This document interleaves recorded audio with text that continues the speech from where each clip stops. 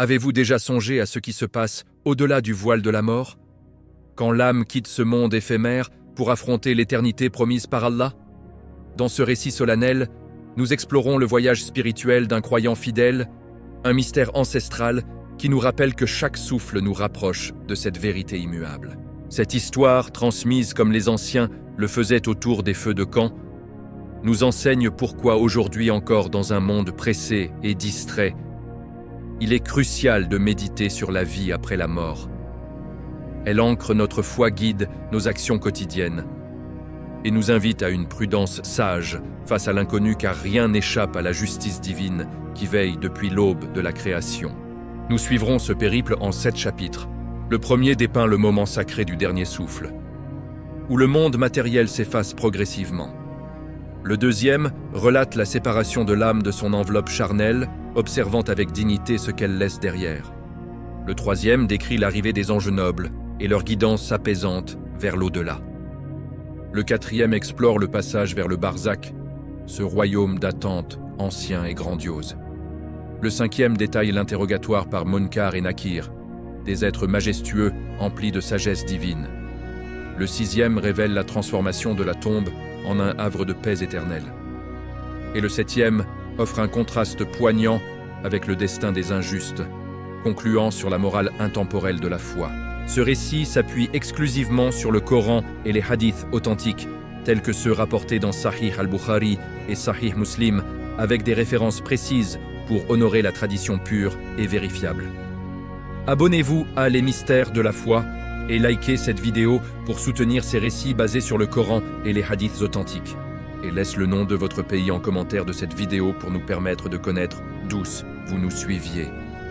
Écoutez bien, chers auditeurs, car nous reprenons le fil de ce récit ancestral, transmis de génération en génération comme un trésor de sagesse.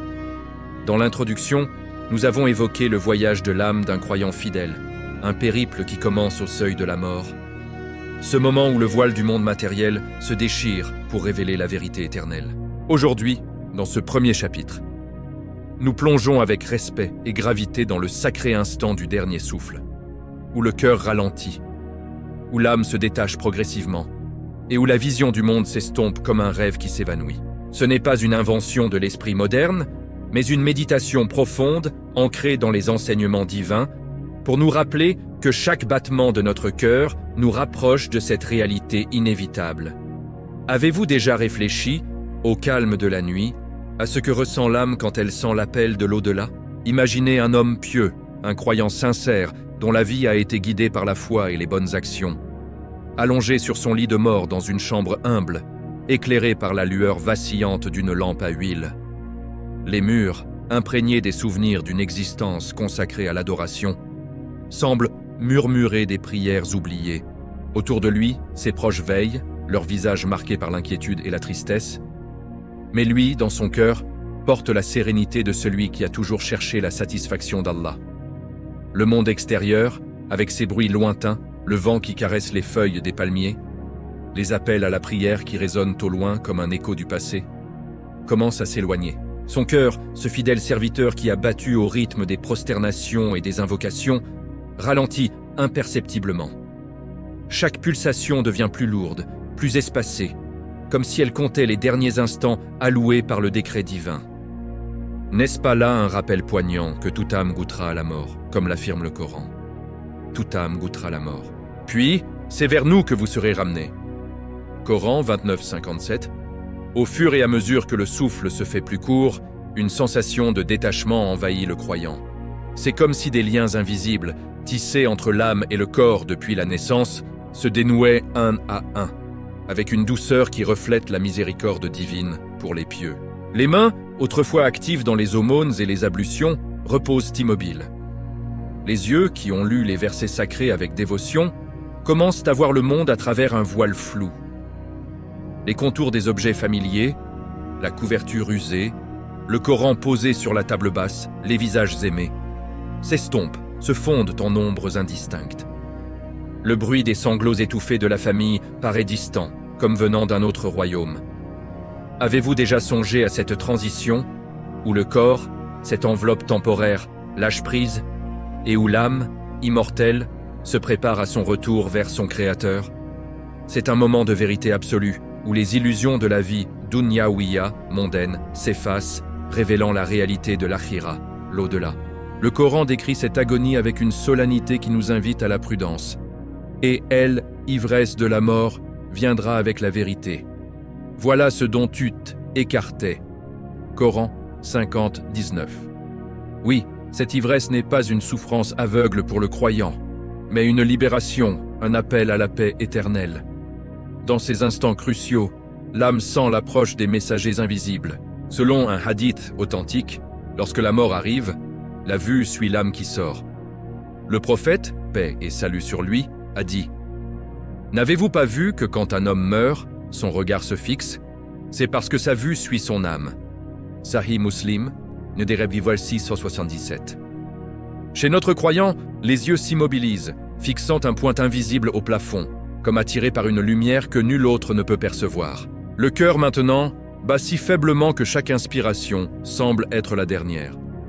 Une chaleur intérieure se répand, contrastant avec le froid qui gagne les extrémités du corps. Les souvenirs affluent, les nuits passées en prière, les jeûnes observés avec patience, les actes de charité offerts en secret. Ces bonnes actions, accumulées avec sincérité, agissent comme un bouclier adoucissant le passage. Mais que dire de ceux qui ont négligé cette préparation? N'est-ce pas une invitation à réfléchir, aujourd'hui même, à nos propres fins, pour que notre détachement soit empli de grâce plutôt que de regret? Le silence s'alourdit dans la pièce. Les proches, sentant l'imminence, récitent la shahada à voix basse, espérant guider l'âme dans ses derniers mots. « La ilaha illa Allah » murmure-t-il, et le mourant, dans un ultime effort, les répète faiblement, scellant sa foi. Le monde matériel, avec ses joies éphémères et ses épreuves passagères, s'éloigne définitivement. La vision, maintenant complètement brouillée, ne distingue plus que des formes vaporeuses, comme si un brouillard céleste enveloppait tout. L'âme, progressivement libérée, commence à s'élever, laissant derrière elle le corps inerte. C'est un moment de grandeur traditionnelle, rappelant les récits des anciens qui, assis autour d'un feu dans le désert, partageaient ces vérités pour fortifier les cœurs. Rien n'est perdu dans cette transition. Chaque acte pieux monte comme une lumière, pesé par la justice divine qui veille depuis l'aube de la création. Pourtant, au milieu de cette sérénité, une question puissante se pose. Qu'observe l'âme une fois détachée, tandis que les pleurs des vivants emplissent la chambre? Et quelle est cette lumière douce qui apparaît soudain, annonçant l'arrivée des nobles visiteurs? Ce que vous allez découvrir dans le chapitre suivant changera à jamais votre regard sur la mort.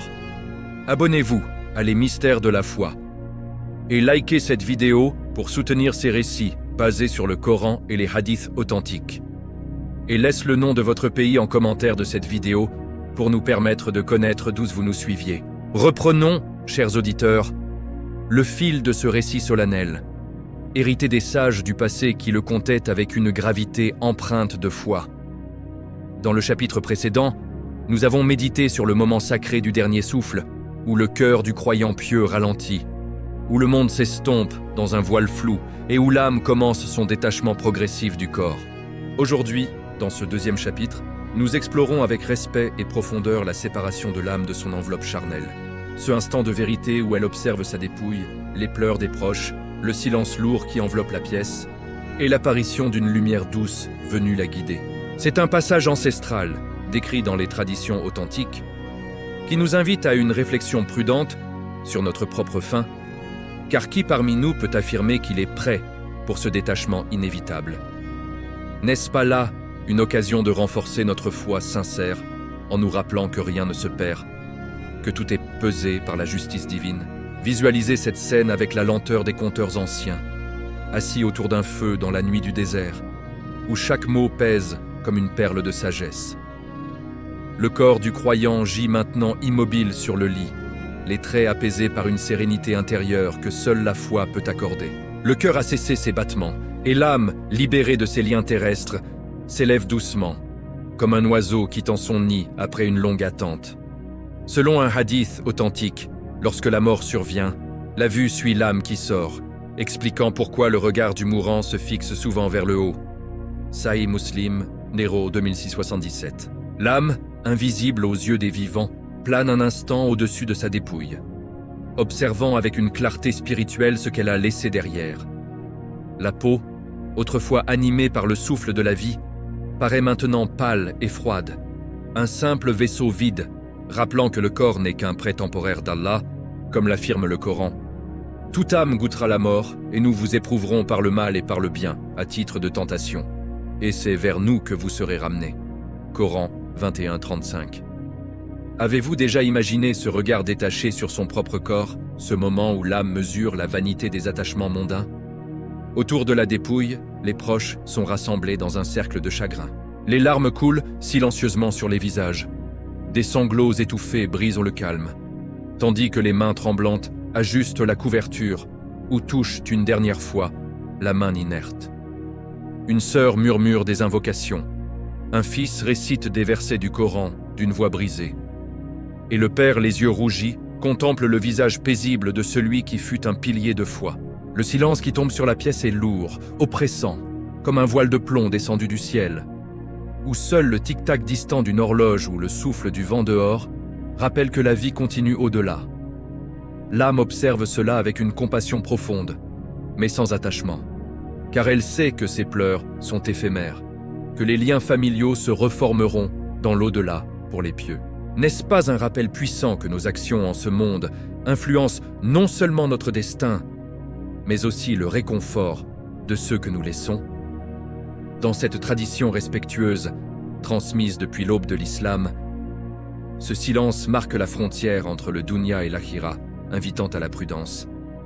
Que ferons-nous aujourd'hui pour que notre départ soit source de paix plutôt que de regret? Soudain, au milieu de ce silence chargé, une lumière douce apparaît, émanant d'un point invisible au plafond, comme un rayon de lune filtrant à travers les nuages. Cette lumière n'est pas éblouissante, mais apaisante, teintée d'une chaleur céleste qui enveloppe l'âme d'une sérénité infinie. Elle grandit lentement, révélant les silhouettes nobles des anges envoyés par Allah pour accueillir l'âme du croyant.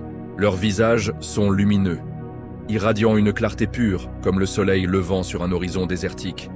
Des traits empreints de majesté divine et de miséricorde. Vêtus de robes immaculées, tissés de lumière paradisiaque, ils descendent avec des gestes traditionnels, lents et respectueux, comme ceux des anciens gardiens des secrets sacrés. Selon un hadith authentique rapporté par Abu Huraïra, lorsque l'âme du croyant sort de son corps, elle est reçue par 2 anges qui l'emmènent vers le ciel, accompagnés d'un parfum suave et d'une fragrance céleste. Sahih Muslim, Nyannedobi 2172. Ces anges, créés par Allah pour cette mission éternelle, s'approchent avec douceur, leur voix résonnant comme un murmure mélodieux, apaisant l'âme.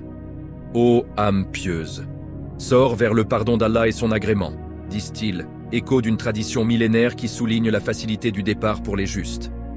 L'âme, répondant à cet appel, se détache pleinement, glissant hors du corps avec la douceur d'une goutte d'eau s'écoulant d'une outre, sans douleur ni résistance. Car les bonnes actions du croyant ont allégé ce passage. Les anges la prennent avec tendresse, l'enveloppant dans un linceul parfumé de musc paradisiaque. Leurs mains, luminescentes, effectuant des gestes ancestraux, comme pour sceller un pacte divin. Leurs paroles continuent, réconfortantes, « N'aie crainte, ô serviteur fidèle, car Allah t'a promis la miséricorde pour tes prières nocturnes, tes aumônes sincères et ta patience dans les épreuves. » Cette scène, vibrante de spiritualité, nous enseigne une morale profonde. Dans notre monde moderne, où l'on court après l'éphémère, cultivons la foi pour que notre âme soit ainsi honorée. Les ombres dans la pièce dansent sous cette lumière subtile. Les sons lointains des pleurs s'estompent, tandis que des parfums célestes, roses éternelles, encens purs, emplissent l'air spirituel, invisibles aux vivants mais palpables pour l'âme. Avez-vous songé à ce que ressentirait votre propre âme face à ces nobles visiteurs, si vos actes les attirent avec bienveillance? Pourtant, au cœur de cette paix, une immensité s'ouvre. La lumière guide l'âme vers une frontière ancienne, le barzakh, ce lieu d'attente grandiose où la vérité se révèle. Quels mystères attendent dans ce royaume immuable, mélange de calme et de grandeur traditionnelle? Ce que vous allez découvrir dans le chapitre suivant éveillera en vous une soif de vérité. Abonnez-vous à Les Mystères de la Foi et likez cette vidéo pour soutenir ces récits basés sur le Coran et les hadiths authentiques. Et laisse le nom de votre pays en commentaire de cette vidéo pour nous permettre de connaître d'où vous nous suiviez. Reprenons, chers auditeurs, le fil de ce récit vénérable, hérité des conteurs d'antan, qui avec une voix grave et un regard empli de sagesse, partageaient ces vérités pour fortifier les âmes. Dans le chapitre précédent, nous avons contemplé la séparation de l'âme du corps du croyant pieux, observant sa dépouille avec détachement, les pleurs des proches dans un silence lourd, et l'apparition d'une lumière douce annonçant les nobles visiteurs célestes. Aujourd'hui, dans ce troisième chapitre, nous nous attardons avec respect et profondeur sur ces anges majestueux, leurs visages lumineux, leurs paroles apaisantes. Leurs gestes traditionnels imprégnés de la miséricorde divine et la manière dont ils guident l'âme vers l'au-delà avec une douceur qui reflète la justice éternelle d'Allah. C'est un moment ancestral, décrit dans les traditions authentiques, qui nous invite à une prudence réfléchie. Qui sommes-nous pour ignorer ces messagers divins alors que notre propre âme pourrait un jour les affronter? N'est-ce pas là une occasion de cultiver une foi sincère en méditant sur la grandeur de ceux qui veillent depuis l'aube de la création? Contemplez cette scène avec la lenteur solennelle des anciens, assis autour d'un feu crépitant sous les étoiles du désert, où chaque détail révèle une leçon de vie. La lumière douce, qui a percé le voile du silence dans la chambre mortuaire, s'intensifie maintenant en une clarté pure, enveloppant l'âme d'une chaleur qui évoque les promesses divines.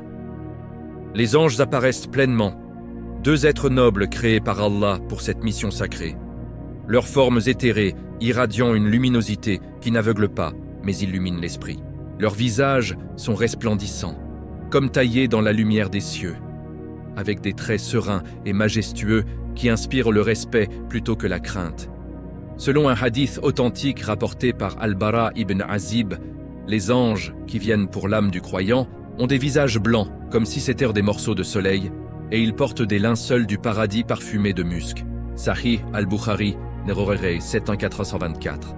Ces visages, baignés d'une lueur éternelle, reflètent la miséricorde d'Allah pour les pieux, contrastant avec les ombres fugaces du monde matériel que l'âme a quitté. Avez-vous déjà songé, dans le calme de vos prières nocturnes, à la beauté de ces envoyés divins et à ce que votre propre conduite pourrait attirer d'eux? Les anges s'approchent avec des gestes traditionnels, lents et précis, comme ceux des gardiens ancestraux protégeant un trésor inestimable. L'un d'eux étend une main lumineuse, enveloppant l'âme dans un tissu céleste, doux comme la soie du paradis, imprégné d'un parfum de fleurs immortelles qui dissipe toute trace de l'odeur terrestre de la mort. Leurs mouvements sont empreints de dignité, un rituel immuable transmis depuis la création, où chaque pli du linceul symbolise la protection divine contre les tourments. L'âme, maintenant pleinement libérée, sent une paix infinie l'envahir, comme si les fardeaux de la vie dunyawiya s'évaporaient dans cette étreinte. Les anges parlent alors, leur voix résonnant comme un chant harmonieux, apaisant et grave, portant les échos des révélations passées. « Ô âme en paix, sors vers ton Seigneur satisfaite et agréée », disent-ils écho direct du Coran, qui décrit cette invitation miséricordieuse. « Ô toi âme apaisée, retourne vers ton Seigneur satisfaite et agréée.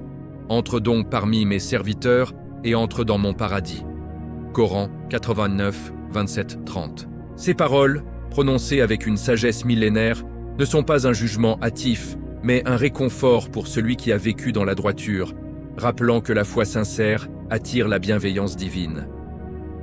Dans cette interaction sacrée, les anges poursuivent leurs gestes traditionnels. Ils aspergent l'âme d'un encens céleste, dont les volutes parfumées, un mélange de camphre pur et de santal éternel, montent comme une prière acceptée. L'un des anges, avec une inclinaison respectueuse de la tête, récite des invocations divines, renforçant l'âme contre les illusions restantes du monde. Selon un autre hadith authentique, les anges disent à l'âme du croyant « Ô âme pieuse, sors vers le pardon d'Allah et son agrément », et elle sort comme une goutte d'eau d'une outre neuve, Sahih Muslim, numéro 2872. Chez notre croyant, l'âme répond avec sérénité, murmurant intérieurement la shahada, affirmant son attachement à Allah et à son messager. Les anges, percevant cette sincérité, sourient d'une lumière plus vive, leurs yeux, profond comme les abysses des cieux, reflétant la joie des royaumes supérieurs. N'est-ce pas un enseignement profond pour nous, aujourd'hui, dans un monde où les distractions abondent? Cultivons la prudence et la sagesse du passé, en accumulant des actes qui invitent ces nobles êtres à nous accueillir avec douceur, plutôt qu'avec sévérité. La guidance commence alors, les anges emportant l'âme vers les hauteurs, traversant des voiles invisibles qui séparent le visible de l'invisible. Le vent spirituel, doux et frais comme une brise du paradis, caresse l'âme, portant des sons lointains, des louanges angéliques, des murmures de prières ascendantes qui renforcent sa tranquillité. Les ombres du monde terrestre s'estompent définitivement, remplacées par une immensité lumineuse, où des paysages éthérés se dessinent, des arches de lumière anciennes, des rivières de clarté pure, rappelant les descriptions coraniques des merveilles de l'au-delà. Les anges, tout en progressant, continuent leurs paroles apaisantes. Vois, ô serviteur fidèle, comment tes bonnes actions t'ont préparé ce chemin. Tes prosternations ont pavé la route, tes aumônes ont illuminé les passages et ta patience a écarté les obstacles. Ces dialogues, ancrés dans la tradition, ne sont pas vains. Ils enseignent à l'âme la valeur de chaque instant vécu en conscience d'Allah. Avez-vous réfléchi à cela, chers auditeurs, alors que le temps file? Que nos gestes quotidiens, inspirés par la Sunna, attirent une telle compagnie céleste, car rien n'est perdu dans la balance divine. Pourtant, au milieu de cette ascension paisible, une frontière se profile. Le barzakh, ce lieu d'attente ancestrale, immense et calme, imprégné d'une grandeur qui évoque les récits des premiers croyants. Quelles vérités immuables attendent l'âme dans ce royaume traditionnel, où le vent porte les échos de la justice éternelle. Ce que vous allez découvrir dans le chapitre suivant éveillera en vous une révérence profonde pour l'inconnu. Abonnez-vous à Les Mystères de la Foi et likez cette vidéo pour soutenir ces récits basés sur le Coran et les hadiths authentiques.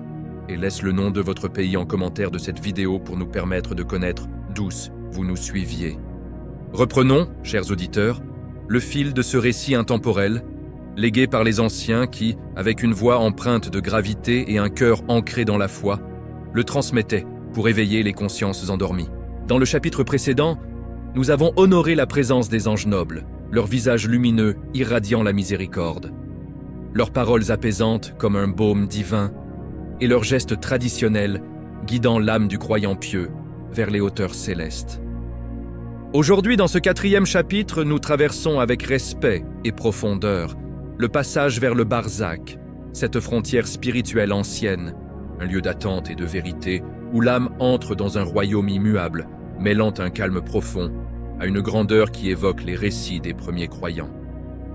C'est un voyage ancestral, décrit dans les sources authentiques, qui nous invite à une sagesse prudente. Qui oserait négliger cette immensité alors que notre propre âme y sera un jour confrontée? N'est-ce pas là un appel à fortifier notre foi sincère en méditant sur ce monde intermédiaire qui, depuis l'aube de la création, pèse chaque acte avec justice? Imaginez cette ascension avec la lenteur réfléchie des conteurs du désert, où chaque mot, prononcé autour d'un feu vacillant, révèle les mystères voilés de l'invisible. Les anges, portant l'âme enveloppée dans son linceul parfumé, s'élèvent à travers des voiles éthérés, traversant des couches de lumière qui séparent le monde terrestre des royaumes supérieurs. Le vent spirituel, doux et constant comme une brise venue des jardins éternels, caresse l'âme, portant avec lui des sons lointains, des louanges angéliques murmurées en chœur, des échos de prières ascendantes comme des flammes vers le ciel. Selon un hadith authentique rapporté par Al-Bara ibn Azib, l'âme du croyant est emmenée par les anges vers le ciel. Et à chaque porte céleste, il demande l'ouverture jusqu'à atteindre le trône, avant que l'âme ne soit renvoyée à la terre, pour résider dans le barzakh. Sahih al-Bukhari, Nigri, 7324. Cette élévation n'est pas un vol chaotique, mais un parcours ordonné, où l'immensité se déploie comme un océan de clarté, infini et serein, rappelant que le barzakh est une barrière divine, comme l'affirme le Coran. Jusqu'à ce que la mort vienne à l'un d'eux, il dit « Mon Seigneur, fais-moi revenir sur terre, afin que je fasse du bien dans ce que je délaissais. » Non, c'est simplement une parole qu'il prononce. Derrière eux, cependant, il y a un barzakh, barrière, jusqu'au jour où ils seront ressuscités. Coran 23, 99, 100. Avez-vous déjà songé, dans le silence de vos invocations nocturnes, à cette barrière qui sépare les vivants des défunts, un lieu où la vérité de nos vies se révèle sans phare? Au fur et à mesure de l'ascension, les paysages spirituels se dévoilent avec une grandeur traditionnelle, comme si les anciens eux-mêmes les avaient peints dans leurs récits. Des arches de lumière anciennes s'étendent à perte de vue, formant des portails miroitants ou des ombres douces dansent, évoquant les souvenirs des prophètes et des justes qui ont traversé ces mêmes passages. Le calme règne, un silence profond, ponctué seulement par le souffle du vent céleste, chargé de parfums subtils, musc pur des paradis, encens des adorations acceptées, et une fragrance de terre fertile qui rappelle la création originelle. Les anges, avec leurs voix graves et harmonieuses, dialoguent pour réconforter l'âme. Vois, ô serviteur fidèle, cette immensité qui t'accueille. Elle est le barzakh, ce royaume d'attente où les âmes reposent jusqu'au jour du rassemblement. Tes bonnes actions t'ont ouvert ce chemin de paix, car Allah a dit « Les pieux seront dans des jardins et des sources ».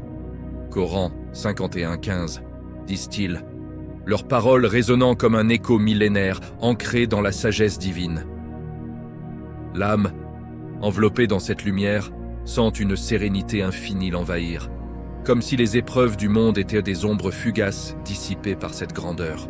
N'est-ce pas un enseignement solennel pour nous, aujourd'hui, dans un âge où l'on oublie souvent l'au-delà? Cultivons la prudence des anciens, en accumulant des actes qui illuminent notre passage, car ce barzakh, immuable et juste, mesure tout avec précision. Le passage culmine lorsque les portes célestes s'ouvrent une à une, chaque ouverture accompagnée d'un éclat plus vif, comme des étoiles naissantes dans un ciel nocturne. Les anges annoncent l'âme au gardien supérieur. Voici l'âme d'un croyant qui a jeûné pour Allah, prié dans l'ombre de la nuit, et donné en secret aux nécessiteux. Ouvrez pour elle. Et les portes cèdent, libérant des vagues de lumière qui baignent l'âme d'une chaleur apaisante. Selon le même hadith authentique, pour l'âme pieuse, les cieux s'ouvrent jusqu'au 7e. Et Allah ordonne d'inscrire son nom parmi les illustres, avant de la renvoyer à la terre. Sahih Muslim Nilgregir 2872. Ici, dans cette immensité, le calme se mêle à une grandeur qui évoque les traditions oubliées.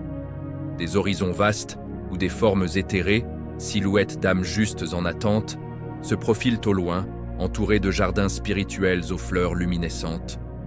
Des sons distants parviennent, comme des rivières coulant éternellement, symbolisant la miséricorde qui ne tarit pas. Les parfums s'intensifient, un mélange de lotus céleste et de miel pur, imprégnant l'air d'une douceur qui nourrit l'âme. Les anges, avec des gestes respectueux, inclinent légèrement leur tête luminescente, rappelant que ce lieu est sacré depuis la création d'Adam, un espace où la justice divine veille, pesant chaque intention avec équité. Pourtant, ce n'est pas la fin du voyage. Après cette élévation glorieuse, l'âme est renvoyée avec douceur vers la terre, vers sa tombe qui s'ouvre sur le barzakh terrestre.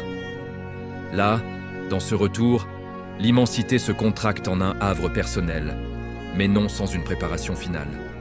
Les anges murmurent « Prépare-toi, ô âme sereine, car des questionneurs majestueux t'attendent pour confirmer ta foi. » Avez-vous réfléchi à cela, chers auditeurs, alors que le temps nous file entre les doigts?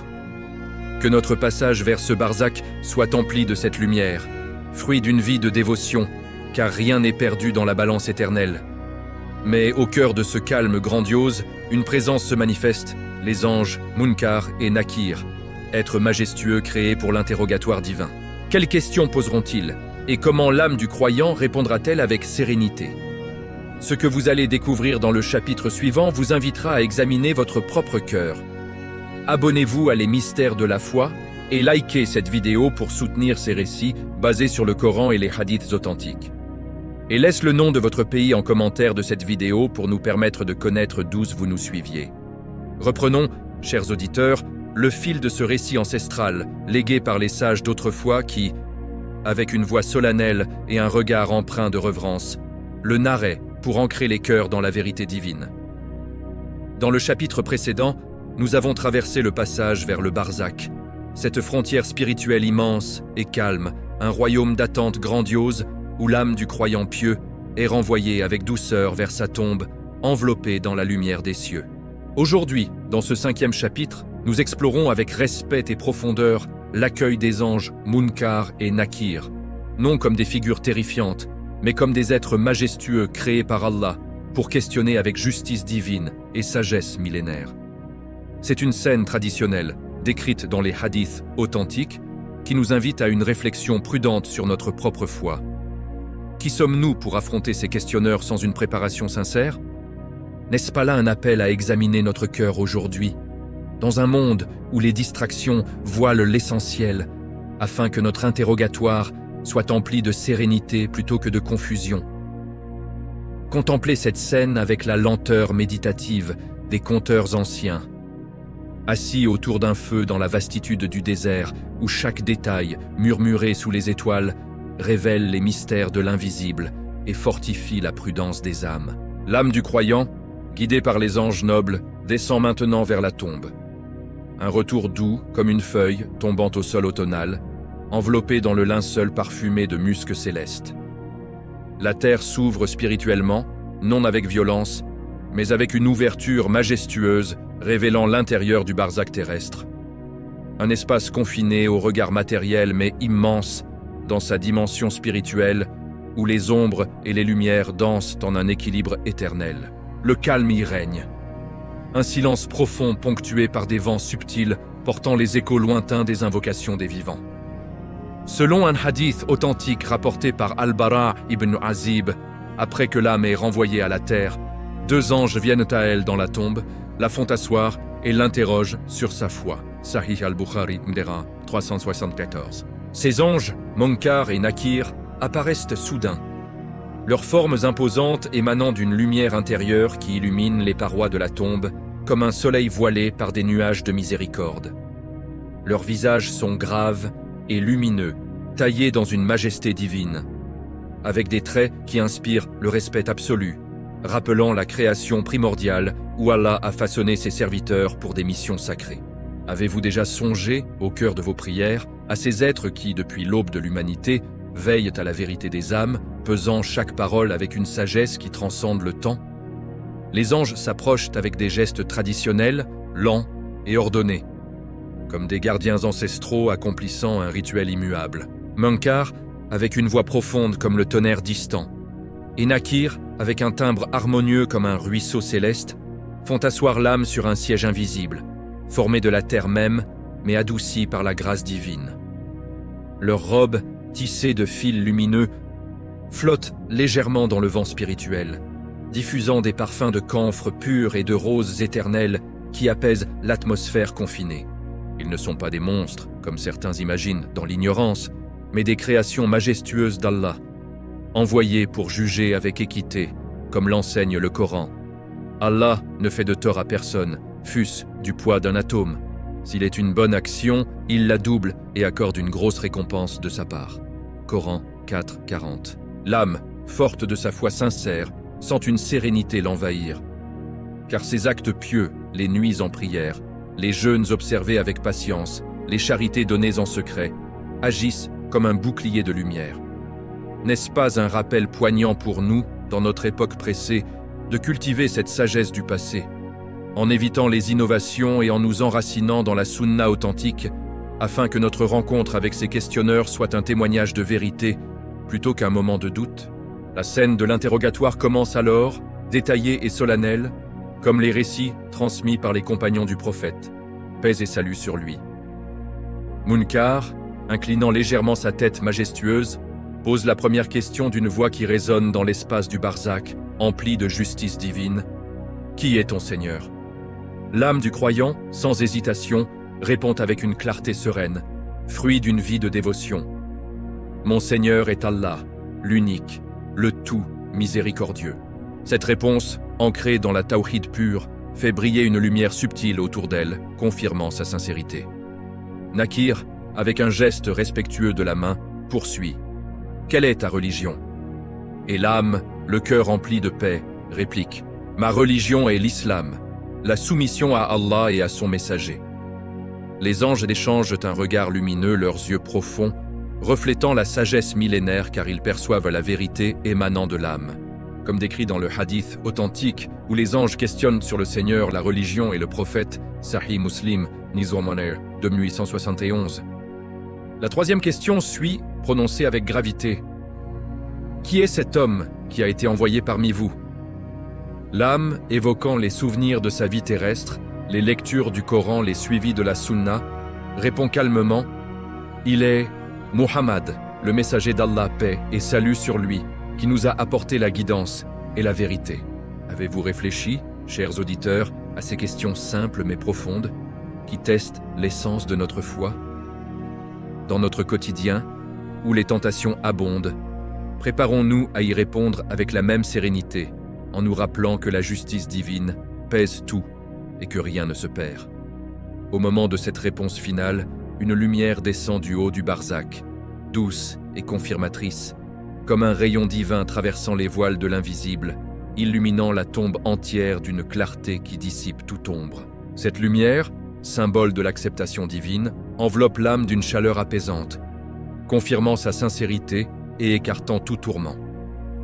Les anges, avec des paroles réconfortantes, disent « Tu as dit vrai, ô serviteur fidèle. Dors maintenant du sommeil des pieux jusqu'au jour de la résurrection. » Leur voix, harmonieuse et grave, porte les échos de la miséricorde, tandis que des parfums célestes, un mélange de santal éternel et de miel pur, emplissent l'espace, transformant l'étroitesse en une vastitude spirituelle. Selon le hadith, pour le croyant qui répond correctement, une voix du ciel proclame « Mon serviteur a dit vrai, étendez-lui un tapis du paradis, habillez-le d'habits du paradis, et ouvrez-lui une porte vers le paradis. » Sahih al-Bukhari, numéro 1374. Cette confirmation divine, vibrante de justice, nous enseigne une morale intemporelle. Dans notre monde moderne, où l'on oublie souvent l'au-delà, vivons avec prudence et foi sincère, car ces questionneurs majestueux discernent le vrai du faux avec une sagesse qui date de la création. L'âme repose maintenant, mais pas dans l'oubli. Elle attend dans un calme profond, entourée de sons lointains, des prières ascendantes, comme des étoiles filantes, qui renforcent sa paix.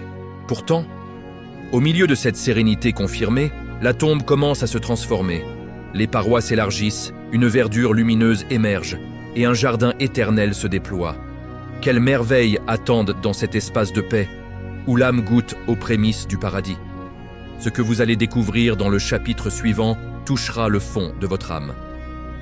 Abonnez-vous à Les Mystères de la foi et likez cette vidéo pour soutenir ces récits basés sur le Coran et les hadiths authentiques. Et laisse le nom de votre pays en commentaire de cette vidéo pour nous permettre de connaître d'où vous nous suiviez.